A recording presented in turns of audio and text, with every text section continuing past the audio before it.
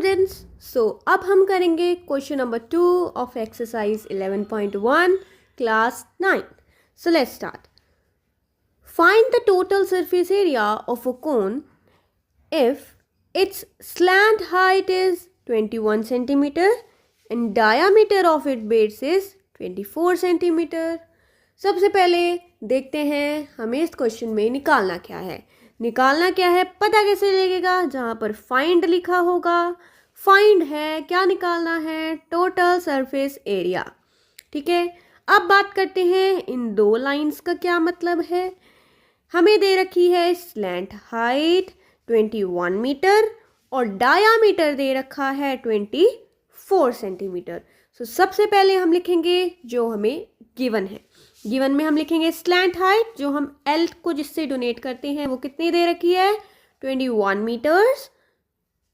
And जो diameter है वो कितना दे रखा है? 24 मीटर्स. सो यहाँ पर डायामीटर जो है वो 24 मीटर्स होगा. नाउ मैंने आपको पिछले क्वेश्चन में बोला था जब भी डायामीटर देगा तो आपको क्या निकालना है? रेडियस निकालना है. पहला स्टेप यही होगा क्वेश्चन का. सो डायामीटर दे रखा था. डायामीटर को 24 को जब हम 2 से डिवाइड करेंगे तो हमारे पास रेडियस आएगा. अब जब हम 24 को 2 से डिवाइड करते हैं, सो 2 1 ज़ा 2, 2 1 ज़ा 2 एंड 2 2 ज़ा 4. सो आंसर क्या आता है? 12.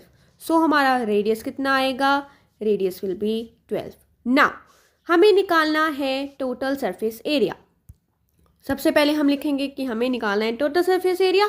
उसका फॉर्मूला क्या होता है टोटल सरफेस एरिया का? मैंने आपको दो फॉर्मूलेज बताए थे एक्सरसाइज 11.1 के लिए. पहला था curve surface area of cone, दूसरा था total surface area of cone. तो यहाँ पर हम लिखेंगे total surface area of cone क्योंकि क्वेश्चन में टोटल सरफेस एरिया पूछा गया है. तो हम लिखेंगे कि क्या फॉर्मूला है. फॉर्मूला हमारा ये होता है pi r l plus are.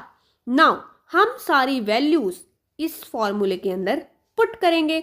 मैंने बोला था जहाँ पर भी पाई होगा वहाँ पर आपने 22/7 लिखना है. तो जहाँ पर भी आपको पाई दिखेगा वहाँ पर आप 22/7 लिखोगे.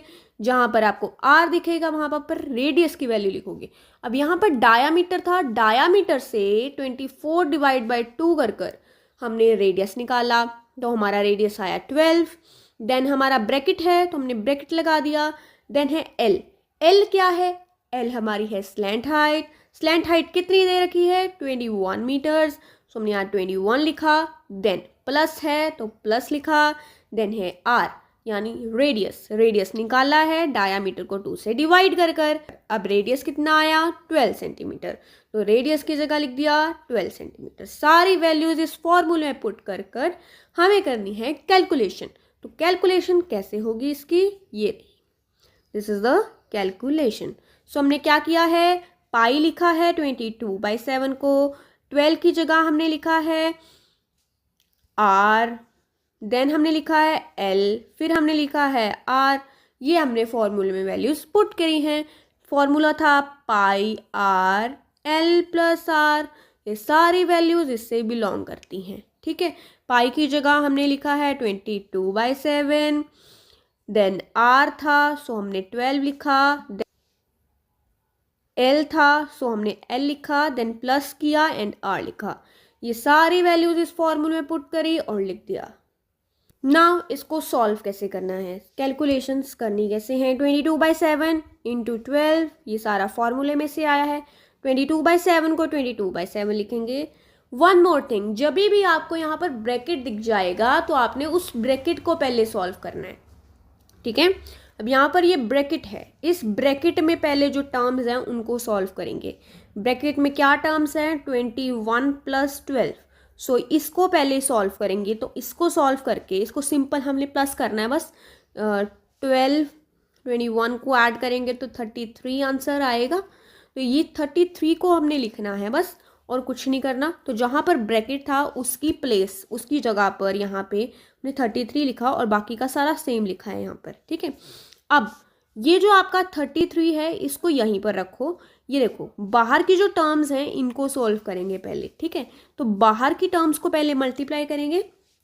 क्या करेंगे हम 22 को पहले 12 से मल्टीप्लाई करेंगे तो हमारे पास आंसर आएगा 264, राइट। एंड उसके नीचे अब 7 है, 22 के नीचे 7 है, सो इसके नीचे भी 7 आ जाएगा, ठीक है।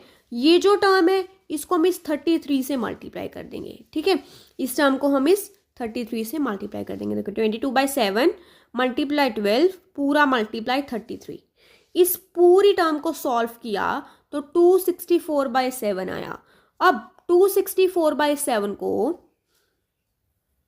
जब हम 33 से मल्टीप्लाई करेंगे तो हमारे पास आएगा 8712/7, ठीक है। 8712/7 को डिवाइड करना है, जो हम सिंपल डिवाइड करते हैं। कैसे करते हैं देखो, हमारे पास क्वेश्चन में है 8712/7, ठीक है। मैंने बोला जब 8712/7 लिखते हो तो जो ऊपर वाली टर्म है उसको AC बनाएंगे पहले। AC के अंदर जो ऊपर वाली टर्म है उसको लिखेंगे, हवा देंगे इसको, और बेचारा जो उसका नीचे है उसको बाहर लिखेंगे। इसको डिवाइड करेंगे, इसको जब हम डिवाइड करेंगे सो 7 बाहर आएगा और 8712 अंदर आएगा। अब 7 1 जा होता है 7, सो माइनस किया, इसको सॉल्व करके पूरा आंसर आया 12448। सो ये था आपका आंसर। और हम निकाल क्या रहे हैं, we are finding the area. तो एरिया जब हम निकालते हैं सो इसकी यूनिट क्या लिखते हैं, 124 सेंटीमीटर स्क्वायर। क्वेश्चन नंबर 2 जो सबसे इजी क्वेश्चन है। अब हम चलते हैं क्वेश्चन नंबर 3 पे जो है नेक्स्ट वीडियो में available. Thank you so much for watching, bye.